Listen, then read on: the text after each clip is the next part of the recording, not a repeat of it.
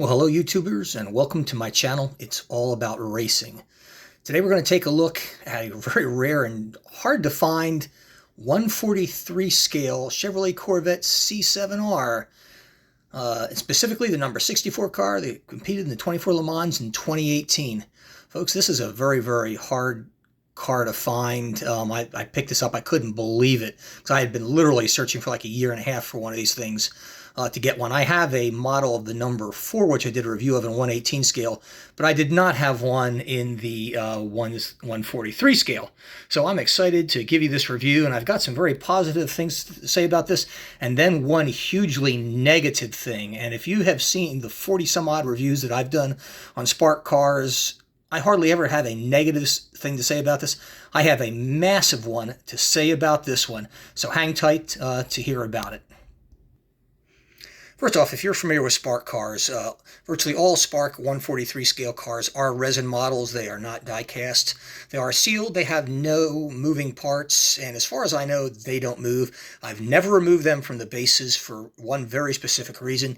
See those antennas there? You see that little tiny wind speed area in the front. Things like that are just so easy to break, not when you take it off the car, but when you try to put back on the base. So I just never pull them off because I've never had anything bad happen whenever I've tried to do it. However, they come attached, and this is one of their 24 Hours of Le Mans series, so it is attached to a wooden base. It is not a limited edition car, even though it's exceptionally hard to find. Normally, I'm very critical of Spark packaging, but I'm going to tell you, I really like this one. It's the usual cheesy Spark box that you typically get with these. And quite frankly, the reason I think a lot of these Spark cars have cheesy boxes is because the cars come attached to a nice wooden base. They have very nice jewel covers. They really don't need a box, for storing purposes. And quite frankly, once you get one of these cars, you want to rip it out of the box as soon as you can. But if you take a look on the inside of this is part of their 24 Hours of Le Mans series. You see a really cool picture of the front stretch in the 24 Hours of Le Mans, and that's on the inside of the box. It's very neat. It's not common. All these. This particular one is dated 2018. The rest of the box has the Pro logo on it, the 24-hour Le Mans on the back, and the typical stuff you see from Spark models, 24 Hours of Le Mans, Minimax, Corvette, GM license, so forth and so on. The usual stuff. But enough about the box. Let's get to the car, the pros, and the one major, and I do mean a huge major con. So much I swear I almost returned this thing. But anyhow, so what are the pros? Nice wooden base, attractively done. As usual, this is a beautiful Spark model. To me, the first thing I look at are wheels. Here you've got beautiful Michelin tires. You've got the black wheels, rotors, brake calipers, and you even see that little BBR logo there at the bottom of the rim. You don't see that often. The paint job is exceptional. I love the American theme here. The U.S. logo, the Made in America. It says CZ06. You can see, and I'll point my finger right there onto the escape vent there for airflow from the wheel. Because this is a 2018 car and part of the GTLM or the GT Le Mans class, aerodynamic factors of the car are really enhanced over the GT3 cars, and you'll notice that huge side skirt on the side of this thing, and they did a really beautiful job with the exhaust the exhaust tip, coming out of the side of the car there under the 64 Pro. Cool job on the mirrors. Likewise, the interior of this car is really nice. The windows are shaded, so it's very hard to see through it. I like how you have just even little tiny arrows pointing to where the door opening is, pointing to the hatches to remove the panels if you need to. Top of the car, beautiful mirrored array, black. You can see the C7R in the on the escape hatch and the names of the drivers: Oliver Gavin, Tommy Milnen, and Marcel Fassler. Folks, this number 64 was a pro car. This is a factory entered car run by Pratt and Miller. Funded by GM, but run by Pratt and Miller. So these are professional drivers in this car. They're the best in the business, and Chevrolet's record in the IMSA series and in Le Mans are exceptional, and that's because they have a really well-run car. They have incredibly good drivers, and it's managed by Pratt & Miller, who just do a phenomenal job. The things I like about Spark: detail. On the front of here, you can see the front, air vent to cool the radiator. I mean, look at that. That is a beautifully done mesh grille on there. You've got the tow hook. Exceptional job on the headlights. I mean, really, really nicely done. You go to the front, details. You look at the interior detail. You can even see the information about the car printed on the dash, obviously for the benefit of an indoor in-cabin camera when the car is racing, so that would be evident as they do it. You take a look at the side of the car. Basically the same as the front. One thing that you see here that you I've quite frankly, I have never seen on any other Corvette, and I have a bunch of C6s. And if you take a look right there, you see that little pull tab. That is where the air jack input is, and what they do is they plug this pressurized hose into that hole.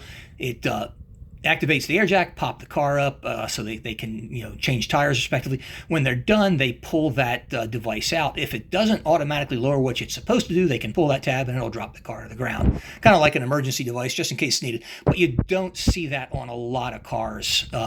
So that is really cool. That's a huge plus. Again, the nice exhaust on there. You see the leader lights on both sides of the car, very common.